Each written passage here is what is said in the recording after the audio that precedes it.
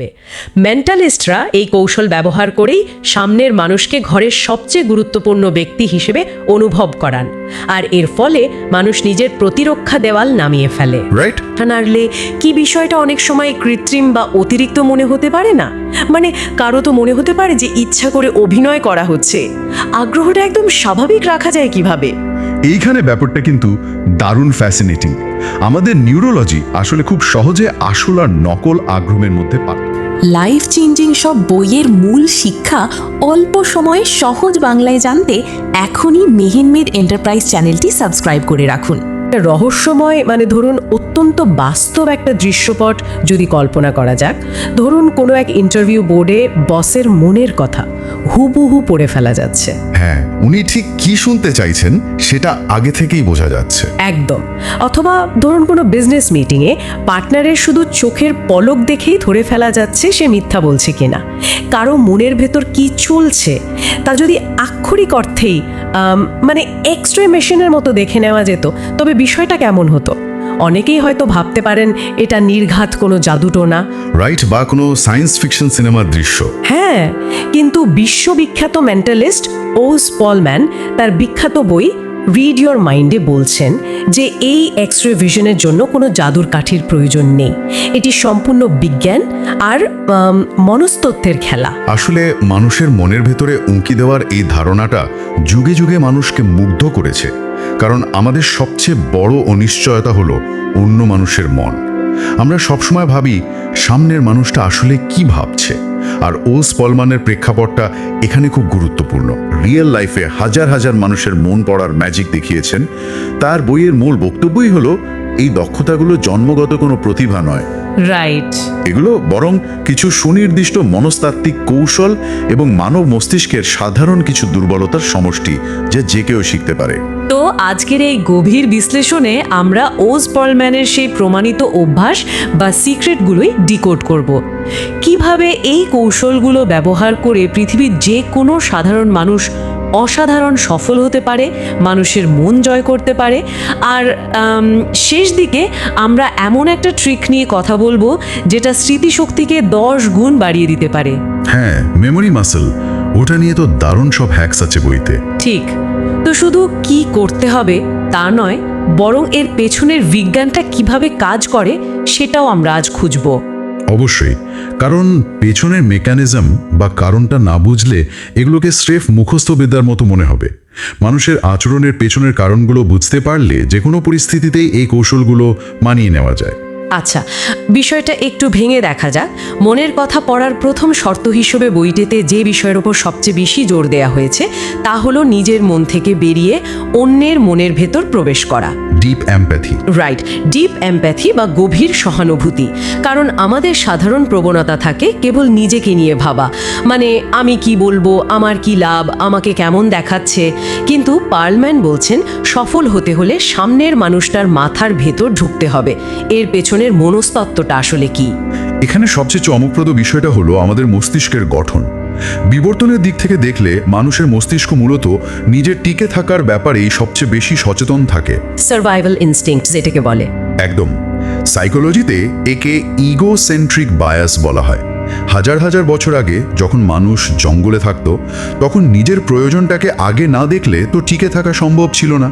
আমরা পৃথিবীটাকে শুধু নিজেদের দৃষ্টিকোণ থেকেই দেখতে অভ্যস্ত হয়ে গেছি। বুঝতে পারছি। কিন্তু আধুনিক যুগে মেন্টালিজম বা মন পড়ার প্রথম ধাপই হলো এই আদিম বায়াসটাকে ভেঙে ফেলা। অন্যের মাথায় প্রবেশ করা মানে হলো সাময়িকভাবে নিজের অস্তিত্ব, নিজের চাহিদাগুলোকে সরিয়ে রেখে অন্য মানুষটির জায়গায় নিজেকে স্থাপন করা। জানেন এটা আমার কাছে কি মনে হচ্ছে? অনেকটা দাবা খেলার মতো। দাবা খেলা? ইন্টারেস্টিং। কিভাবে? মানে দাবা খেলার সময় নিজের দিক থেকে নয়, বরং বোর্ডের উল্টো দিক থেকে, অর্থাৎ প্রতিপক্ষের জায়গা থেকে চালগুলো দেখার মতো। আমি যদি শুধু আমার গুটির দিকে তাকিয়ে থাকি, তাহলে আমি কখনোই বুঝতে পারবো না প্রতিপক্ষ কি ভাবছে। ওয়াও, দারুণ একটা অ্যানালজি। তাহলে কাজ হওয়ার সম্ভাবনা একদম শূন্য। একদম শূন্য। কারণ বস তো আর কারো ব্যক্তিগত সমস্যা সমাধানের জন্য বসে নেই। কিন্তু প্রস্তাবটা যদি এমন হয় যে কোম্পানি এই মুহূর্তে অমুক সমস্যায় আছে আর এই স্কিলগুলো ব্যবহার করে কোম্পানির এতটা লাভ এনে দেওয়া সম্ভব, তখন কিন্তু বস রাজি হতে বাধ্য। নিখুঁত উদাহরণ। যে কোনো চুক্তিতে জেতার চাবিকাঠি হলো সামনের মানুষটির মানসিক অবস্থা বোঝা, কারণ মানুষ চূড়ান্ত সিদ্ধান্ত নেয় আবেগের বশবর্তী হয়ে। আর পরে সেটাকে যুক্তি দিয়ে জাস্টিফাই করে, তাই তো? ঠিক। বসের দৃষ্টিকোণ থেকে ভাবলে বোঝা যাবে তার মূল আবেগীয় জায়গাটা হলো কোম্পানির নিরাপত্তা আর প্রবৃদ্ধি। যখন প্রস্তাবটা সেই আবেগের সাথে মিলে যায় তখন সেটা আর কেবল একটা দাবি থাকে না, সেটা একটা সমাধান হয়ে ওঠে। আপনি মূলত বসের মস্তিষ্কের সেই অংশটাকে ট্রিগার করছেন যে অংশটা সমাধানের জন্য মুখিয়ে আছে। দারুণ একটা পয়েন্ট ধরেছেন, কিন্তু আমার মনে একটা প্রশ্ন জাগছে। ঠান্ডা মাথায় আগে থেকে প্ল্যান করে হয়তো অন্যের দৃষ্টিকোণ থেকে ভাবা যায়, কিন্তু উত্তেজনার মুহূর্তে বা কোনো তর্কাতর্কির সময় মানুষ কিভাবে তাৎক্ষণিকভাবে নিজের দৃষ্টিকোণ সরিয়ে অন্যের জায়গা থেকে ভাবতে পারে? এটা বেশ চ্যালেঞ্জিং একটা বিষয়। হ্যাঁ, কারণ তখন তো ইগো সবার আগে সামনে চলে আসে। এটা খুবই স্বাভাবিক। আসলে উত্তেজনার মুহূর্তে আমাদের মস্তিষ্কের অ্যামিগডালা নামের অংশটি খুব সক্রিয় হয়ে যায়। অ্যামিগডালা হলো আমাদের মস্তিষ্কের অ্যালার্ম সিস্টেম, যা ফাইট অর ফ্লাইট বা লড়ো অথবা পালাও রেসপন্স তৈরি করে। আচ্ছা। যখন কেউ আমাদের সাথে তর্ক করে আমাদের মস্তিষ্ক সেটাকে একটা শারীরিক আক্রমণ হিসাবে ধরে নেয়। তখন আমাদের যুক্তিবাদী চিন্তার জায়গা অর্থাৎ প্রিফ্রন্টাল কর্টেক্স পুরোপুরি ব্লক হয়ে যায়। একে অ্যামিগডালা হাইজ্যাক বলে। ও আচ্ছা, তার মানে লজিক তখন কাজ করে না? একদম না। পলম্যানের বই অনুযায়ী এই অ্যামিগডালা হাইজ্যাক থেকে বাঁচার জন্য একটা মানসিক প্রশিক্ষণের প্রয়োজন। এর জন্য পজ বা থামার অভ্যাস করতে হয়। পজ মানে তর্কের মাঝখানে থেমে যাওয়া? হ্যাঁ, তর্কের সময় তাৎক্ষণিক প্রতিক্রিয়া না দেখিয়ে কয়েক সেকেন্ড সময় নিয়ে গভীর শ্বাস নিলে। ভিডিওর এই নিয়মটি আপনার কেমন লাগলো কমেন্টে জানান। আর এই ধরনের বইয়ের সামারি নিয়মিত পেতে মেহেমেদ এন্টারপ্রাইজে একটা সাবস্ক্রাইব তো করাই যায়, তাই না? মস্তিষ্কের প্রিফ্রন্টাল কর্টেক্স আবার সক্রিয় হওয়ার সুযোগ পায়। তখন নিজেকে প্রশ্ন করা যায়, এই মানুষটা এমন আক্রমণাত্মক আচরণ করছে কেন? তার মূল ভয়টা কোথায়? এই একটা প্রশ্নই পুরো দৃশ্যপট বদলে দিতে পারে। তার মানে ইগোকে সরিয়ে অন্যের দৃষ্টিকোণ থেকে ভাবতে পারার পর আমাদের পরের চ্যালেঞ্জ হলো সেই মানুষটির ভেতরের কথাগুলো বের করে আনা। সে নিজে থেকে এসে তো আর নিজের সিক্রেট বলে দেবে না। হা হা, স্বাভাবিকভাবেই না। আর এর উত্তর লুকিয়ে আছে আকর্ষণীয় হওয়ার চেয়ে আগ্রহী হওয়ার মধ্যে। ঠিক। ইংরেজিতে একটা কথা আছে না, বি ইন্টারেস্টেড নট ইন্টারেস্টিং। মানুষকে এটা বোঝানোর চেষ্টা করার দরকার নেই যে নিজে কতটা স্মার্ট বা আকর্ষণীয়। মানুষের একটা সহজাত এবং গভীর মানসিক তৃষ্ণা হলো নিজেকে গুরুত্বপূর্ণ মনে করা। পৃথিবীর প্রতিটা মানুষ চায় কেউ একজন তাকে গুরুত্ব দিক, তার কথা শুনুক। একদম। যখন কেউ আরেকজন মানুষের কথা গভীর আগ্রহ নিয়ে শোনে তখন কথা বলা মানুষটির মস্তিষ্কের ডোপামিন রিলিজ হয়। ডোপামিন হলো ফিল গুড হরমোন, যা এক ধরনের পুরস্কার পাওয়ার মতো আনন্দ দেয়। যখন কেউ দেখে যে আপনি তার কথায় প্রবল আগ্রহী তখন সে অবচেতনভাবেই আপনাকে পছন্দ করতে শুরু করে। বইটিতে এর খুব সুন্দর কিছু প্র্যাকটিক্যাল হ্যাকস দেওয়া আছে। যেমন কোনো ঘরে বা মিটিংয়ে ঢুকলে প্রথমেই সবার বডি ল্যাঙ্গুয়েজ পর্যবেক্ষণ করতে বলা হয়েছে। হ্যাঁ, খুব গুরুত্বপূর্ণ একটা হ্যাক। যখন কেউ কথা বলবে তার চোখের দিকে তাকিয়ে মাথা নাড়তে হবে এবং প্রাসঙ্গিক প্রশ্ন করতে হবে। মেন্টালিস্টরা এই কৌশল ব্যবহার করেই সামনের মানুষকে ঘরের সবচেয়ে গুরুত্বপূর্ণ ব্যক্তি হিসেবে অনুভব করান, আর এর ফলে মানুষ নিজের প্রতিরক্ষা দেওয়াল নামিয়ে ফেলে। রাইট? নাড়লে কি বিষয়টা অনেক সময় কৃত্রিম বা অতিরিক্ত মনে হতে পারে না? মানে কারো তো মনে হতে পারে যে ইচ্ছা করে অভিনয় করা হচ্ছে। আগ্রহটা একদম স্বাভাবিক রাখা যায় কিভাবে? এইখানে ব্যাপারটা কিন্তু দারুণ ফ্যাসিনেটিং। আমাদের নিউরোলজি আসলে খুব সহজে আসল আর নকল আগ্রহের মধ্যে পার্থক্য করতে পারে। আমাদের মস্তিষ্কে মিরর নিউরন নামের এক ধরনের সেল বা কোষ আছে। Mirror neuron? হ্যাঁ, এই মিরর নিউরনগুলোর কাজ হলো অন্যের আবেগ এবং উদ্দেশ্যকে স্ক্যান করে নিজের ভেতরে সেটার একটা প্রতিচ্ছবি তৈরি করা। আপনি যদি শুধু মেকানিক্যালি মাথা নাড়েন কিন্তু আপনার মন অন্য জায়গায় থাকে, তবে আপনার মুখের মাইক্রো মাসলগুলো সেটা প্রকাশ করে দেবে। আচ্ছা, মানে ব্রেন ধরে ফেলে? একদম একদম। যেমন ধরুন হাসির কথা। আমরা যখন সত্যিকারের হাসি হাসি তখন চোখের চারপাশের পেশিগুলো সংকুচিত হয়, যাকে ডুশেন স্মাইল বলে। কিন্তু নকল হাসিতে শুধু ঠোঁট নড়ে, চোখ নড়ে না। আমাদের মিরর নিউরন এই অমিলটা সাথে সাথে ধরে ফেলে এবং মস্তিষ্ককে সিগন্যাল দেয় যে লোকটা অভিনয় করছে। তার মানে আমরা মুখে যাই বলি না কেন আমাদের মস্তিষ্ক এক ধরনের অটোমেটিক লাই ডিটেক্টর হিসেবে কাজ করে।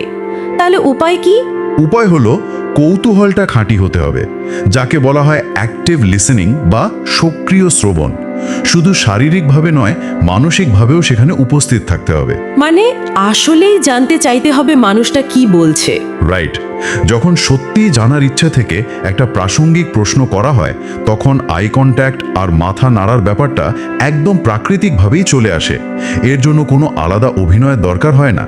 মস্তিষ্ক তখন কোনো ফেক সিগন্যাল পাঠায় না। বুঝতে পেরেছি।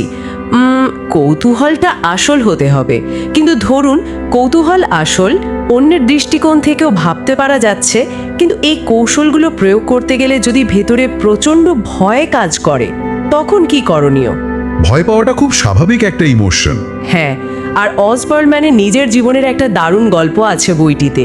তিনি যখন কেরিয়ার শুরু করেন, তখন তিনি খুব বড় বা নামকরা কোনো মেন্টালিস্ট ছিলেন না।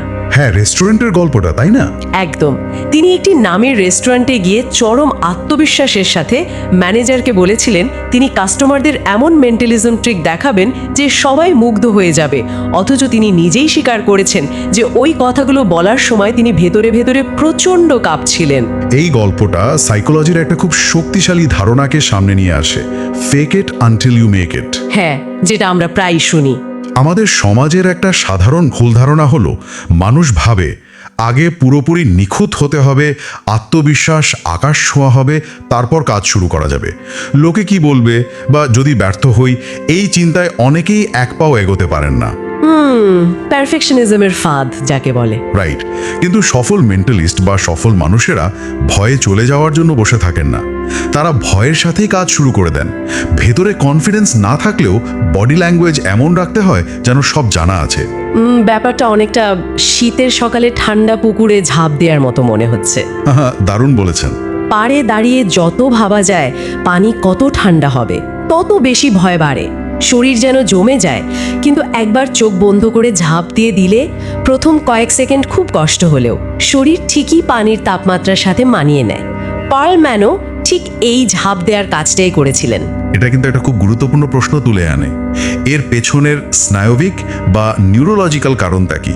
হ্যাঁ, মানে কেন এমনটা হয়? আমাদের মন যেমন শরীরকে নিয়ন্ত্রণ করে, শরীরও তেমনি মনকে নিয়ন্ত্রণ করে। একে বলা হয় এমবডিড কগনিশন। যখন কারোর ভেতরে কনফিডেন্স থাকে না, কিন্তু সে সোজা হয়ে দাঁড়ায়, কাঁধ টান টান রাখে, বুক ভরে শ্বাস নেয় আর চোখে চোখ রেখে কথা বলা শুরু করে, তখন এই শারীরিক ভঙ্গিগুলো সরাসরি মস্তিষ্কে সিগন্যাল পাঠায়। আচ্ছা। মস্তিষ্ক তখন ভাবে, যেহেতু শরীর আত্মবিশ্বাসের মতো দাঁড়িয়ে আছে, তার মানে নিশ্চয়ই পরিস্থিতি নিয়ন্ত্রণে আছে। এর ফলে মস্তিষ্কে কর্টিসলের মতো স্ট্রেস হরমোন কমতে থাকে এবং টেস্টোস্টেরনের মতো কনফিডেন্স হরমোন বাড়তে থাকে। সোজা কথায়, অ্যাকশন নিলেই ভয় পালিয়ে যায়। ওয়াও, এখানে বিষয়টা আসলে দারুণ ইন্টারেস্টিং হয়ে ওঠে। আত্মবিশ্বাসের সাথে কাজ শুরু করার পর এবার তো আসল মেন্টালিজম, মানে মানুষের শরীর কিভাবে কথা বলে তা ডিকোড করার পালা। Body language decoding. হ্যাঁ, ওজা পার্লম্যান বলছেন মানুষ মুখ দিয়ে অনর্গল মিথ্যা বলতে পারে, কিন্তু শরীর কখনো মিথ্যা বলে না। আমাদের অবচেতন মন আমাদের অজান্তেই শরীরকে নিয়ন্ত্রণ করে ভেতরে সত্যগুলো ফাঁস করে দেয়। বইটিতে মাইক্রো এক্সপ্রেশনস নিয়েও দারুণ কিছু তথ্য আছে। মাইক্রো এক্সপ্রেশনস হলো মানুষের মুখের বা শরীরের অত্যন্ত ক্ষণস্থায়ী কিছু অভিব্যক্তি। এগুলো 1 সেকেন্ডের 15 থেকে 25 ভাগের 1 ভাগ সময় ধরে স্থায়ী হয়। এত অল্প সময়? হ্যাঁ, মানুষ সচেতনভাবে কোনো আবেগ লুকাতে চাইলেও তার অবচেতন মন মুহূর্তের জন্য সেটা প্রকাশ করে দেয়। এগুলো আমাদের আসল আবেগের খুব শক্তিশালী ইন্ডিকেটর। কারণ মিথ্যা বলাটা মস্তিষ্কের জন্য খুব কঠিন একটা কাজ।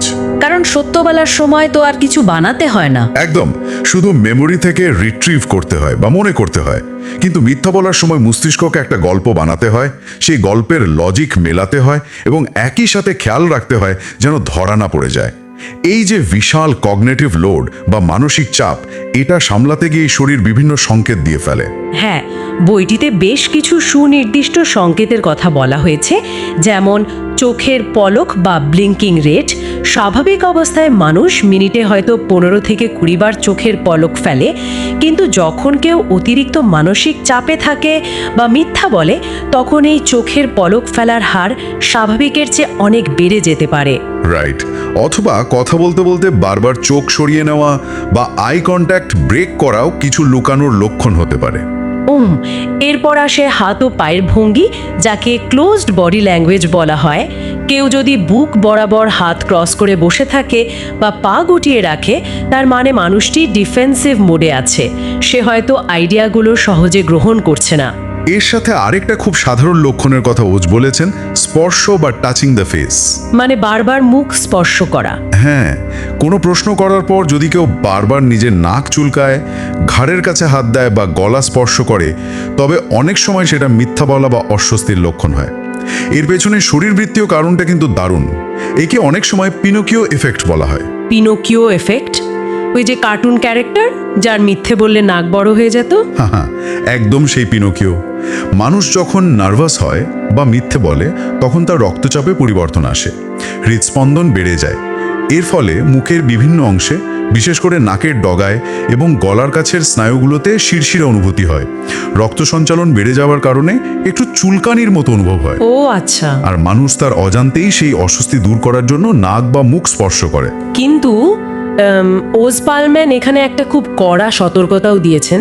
তিনি বলেছেন, কেবল একটা সাইন বা সংকেত দেখেই কাউকে মিথ্যাবাদী ভেবে বসা যাবে না। এটা খুব বিপজ্জনক হতে পারে। হ্যাঁ, কনটেক্সট বা পরিস্থিতি বোঝাটা খুব জরুরি। ধরুন কারোর হয়তো অ্যালার্জির কারণে আসলেই নাক চুলকাচ্ছে, বা ঘরের এসি খুব কমানো বলে সত্যি সত্যি ঠান্ডা লাগছে আর সে হাত গুটিয়ে বসে আছে। তখন তাকে মিথ্যাবাদী ভাবলে তো পুরো ব্যাপারটাই হিতে বিপরীত হবে। ঠিক এই কারণেই প্রফেশনাল মেন্টালিস্ট বা ইন্টারোগেটররা সবসময় বেস লাইন বা স্বাভাবিক আচরণের দিকে আরে খেয়াল রাখেন। বেস লাইনটা আসলে কিভাবে কাজ করে? মানে একটা মানুষ স্বাভাবিক অবস্থায় যখন কোনো চাপ নেই, তখন কিভাবে কথা বলে, তার গলার স্বর কেমন থাকে, চোখের পলক পড়ার হার কেমন থাকে, সেটা আগে বুঝতে হয়। এরপর যখন কোনো অস্বস্তিকর প্রশ্ন করা হয়, তখন দেখতে হয় তার সেই বেস লাইন থেকে কোনো পরিবর্তন হচ্ছে কিনা। বুঝতে পেরেছি। আর সবচেয়ে বড় কথা হলো, বিচ্ছিন্ন কোনো লক্ষণ দেখে সিদ্ধান্ত নেওয়া যায় না। একাধিক বডি ল্যাঙ্গুয়েজ সিগন্যালের একটা গুচ্ছ বা ক্লাস্টার একসাথে মিলিয়ে তারপর কোনো উপসংহারে আসতে হয়। যেমন ধরুন একই সাথে সে চোখের পলক বেশি ফেলছে, নাক চুলকাচ্ছে এবং হাত গুটিয়ে নিচ্ছে, তখন বোঝা যায় এখানে আসলেই কোনো সমস্যা আছে। আচ্ছা, এতক্ষণ আমরা মানুষের মন পড়া এবং বডি ল্যাঙ্গুয়েজ ডিকোড করা নিয়ে কথা বললাম, কিন্তু প্রাপ্ত তথ্যগুলো তো মনে রাখাও সমান জরুরি। অবশ্যই। আর এখানেই আসি সেই স্মৃতিশক্তির খেলা। ওজপালম্যান স্টেজে উঠে যেভাবে হুট করে 50 জন অচেনা মানুষের নাম বা কার্ডের নম্বর অনায়াসে মনে রাখেন, তা দেখে যে কারো চোখ কপালে উঠতে বাধ্য। সাধারণ মানুষের কাছে এটা তো রীতিমতো অলৌকিক ক্ষমতা।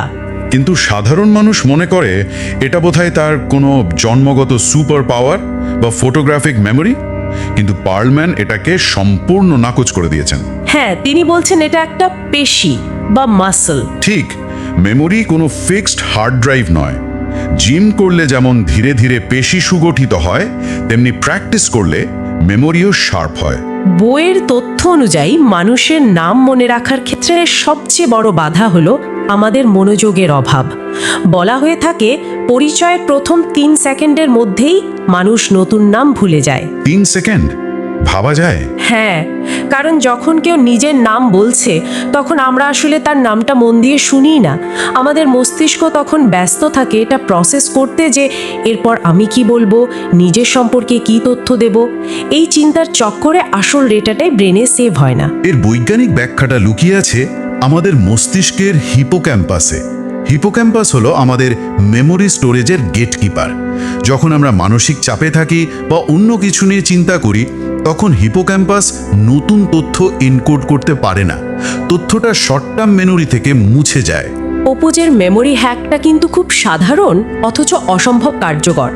কেউ যখন নিজের নাম বলে, যেমন ধরুন আকাশ, তখন সাথে সাথে মনে মনে বা কথার ছলে নামটা অন্তত 3 বার রিপিট করতে হবে। যেমন, আচ্ছা আকাশ ভাই, আপনি কোথায় থাকেন, বা আকাশ, আপনার সাথে কথা বলে ভালো লাগলো। হ্যাঁ, এই রিপিটেশন শর্ট টার্ম মেমোরিতে তথ্যটাকে ধরে রাখে। কিন্তু এর পরের ধাপটা আরও দারুণ। Visual connection. একদম, নামের সাথে মনে মনে কোনো একটা ছবির সংযোগ তৈরি করা।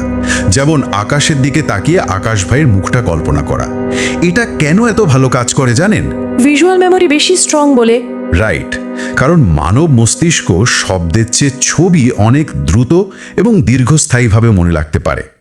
বিবর্তনের ধারায় আমরা লেখা বা পড়া শিখেছি খুব সম্প্রতি, কিন্তু হাজার হাজার বছর ধরে আমাদের মস্তিষ্ক ভিজুয়াল ডেটা প্রসেস করে আসছে।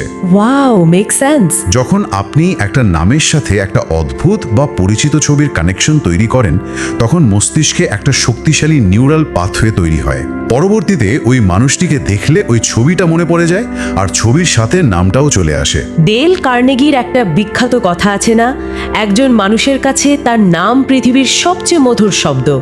যখন কেউ প্রথম পরিচয়ে কারো নাম মনে রাখতে পারে, তখন সেই মানুষটি অবচেতনভাবেই একটা সম্মান অনুভব করে। হ্যাঁ, দ্রুত বিশ্বাস অর্জনের এর চেয়ে শক্তিশালী হাতিয়ার আর নেই। এটা মানুষকে অন্যের কাছে অত্যন্ত স্পেশাল করে তোলে। তো এই সব কিছুর মানে আসলে কি দাঁড়ায়? এর মানে হলো আমরা আসলে ভুলে যাই না, আমরা কেবল তথ্যগুলোকে ঠিকমতো সেভ করি না। আমাদের মনোযোগের ফোকাসটা নিজের ইগো থেকে সরিয়ে অন্যের দিকে নিলেই স্মৃতির এই দুর্বলতা কাটানো সম্ভব। একদম সঠিক। আজকের আলোচনার পুরো নির্যাসটাই আসলে এই একটা জায়গায় এসে মিলিত হয়। ওজ পার্লম্যানের এই বইটা পড়ে আমরা এটা খুব স্পষ্টভাবে বুঝতে পারি যে মানুষের মন পড়া কোনো ম্যাজিক নয়। এর মূল ভিত্তি হলো কয়েকটি সুনির্দিষ্ট অভ্যাস: অন্যকে মন দিয়ে শোনা, গভীর পর্যবেক্ষণ করা। ওকে ঠিকমতো সেভ করি না, আমাদের মনোযোগের ফোকাসটা নিজের ইগো থেকে সরিয়ে অন্যের দিকে নিলেই স্মৃতির এই দুর্বলতা কাটানো সম্ভব। একদম সঠিক। আজকের আলোচনার পুরো নির্যাসটাই আসলে এই একটা জায়গায় এসে মিলিত হয়। ওজ পার্লম্যানের এই বইটা পড়ে আমরা এটা খুব স্পষ্টভাবে বুঝতে পারি যে মানুষের মন পড়া কোনো ম্যাজিক নয়। এর মূল ভিত্তি হলো কয়েকটি সুনির্দিষ্ট অভ্যাস: অন্যকে মন দিয়ে শোনা, গভীর পর্যবেক্ষণ করা, নিজের ভয়কে জয় করে আত্মবিশ্বাসী হওয়া, আর মানুষের আবেগকে সম্মান করা।